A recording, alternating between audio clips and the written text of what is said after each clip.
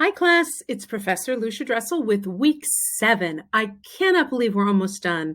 You guys have been fabulous, and I am going to miss you very much, especially those of you who have reached out to me personally, and I've become invested in your success and in your stories and all. So thank you so much for doing as well as you have done in what is a difficult time for all of us, and holiday time on top of it.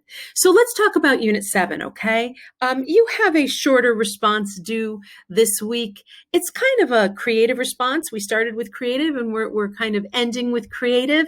Good news that in Unit 8, you do not have anything but a discussion board. So don't worry about another essay. This is your last essay response, your last written response.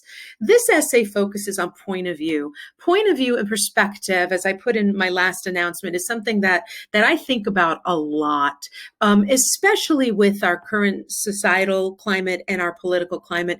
We have so many points of views being thrown at us from social media and from the news and from our families. And sometimes we agree and sometimes we don't agree. So where's our place in that? Where's our perspective?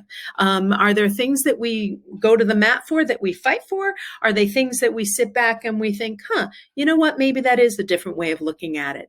This has been an experience really for all of us. So point of view. So what is the response essay? The prompt says, in 2 pages or more, write an alternate part of the story from a different character's perspective. Now, this could be anything. This could be, Fences is one of the more popular ones. A lot of people choose Rose or they choose Corey. So let me give you an example.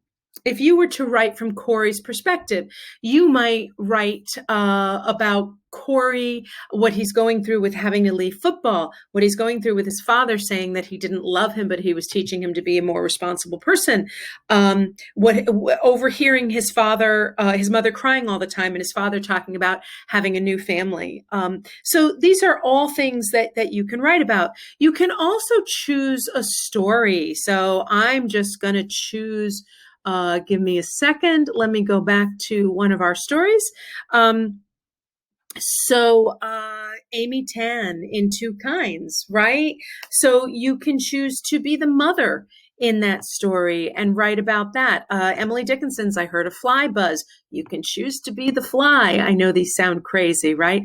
Hemingway's Hills Like White Elephants. You can choose to be one of the other characters. Robert Frost's Out Out. You can choose to be the little boy. And talk about, or the sister observing what's happening to her brother as the saw brutally takes his hand off. We had Fences in 4 and 5 and 6. Oh, 6 is a great one because you can choose,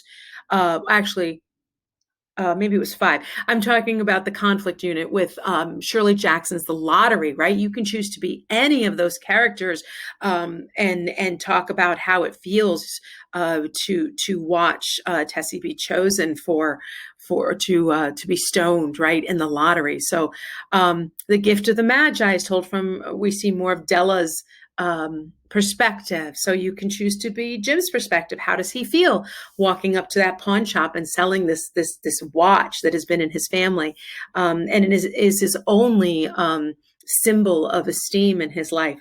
Alice Walker's Everyday Life. So, and then of course in Unit 7. We have Emily Dickinson's I Heard a Fly Buzz, and referential.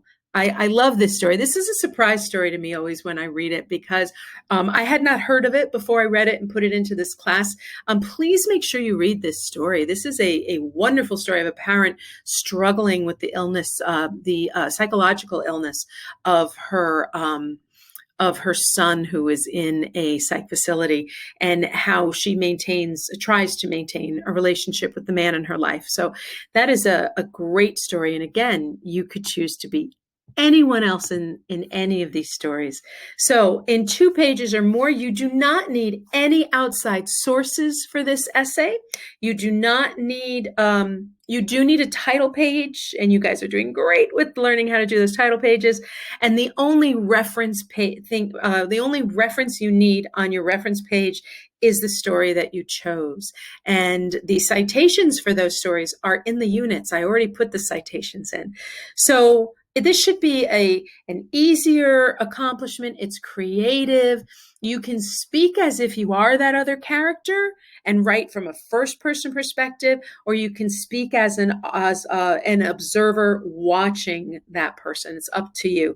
But just to add a little texture to point of view, and to your stories. Minimum of 2 pages. Please don't make it shorter than 2 pages. And then in Unit 8, please be aware, really important. I know this is in all of your classes, but just remember that your discussion board is due on Wednesday in Unit 8. And then your one response is due by Friday, not Sunday. Grades are going in on the following Sunday. So make sure that if you owe me any work and you've gotten in touch with me, that you are getting that work in so that I can correct it. And I will be correcting any resubmissions or anything like that in the next week and a half. So that's it. Unit 7, point of view. Great thing for us to think about. Literary response from another character's perspective or point of view, or an author looking at that character and giving an omniscient look at their point of view.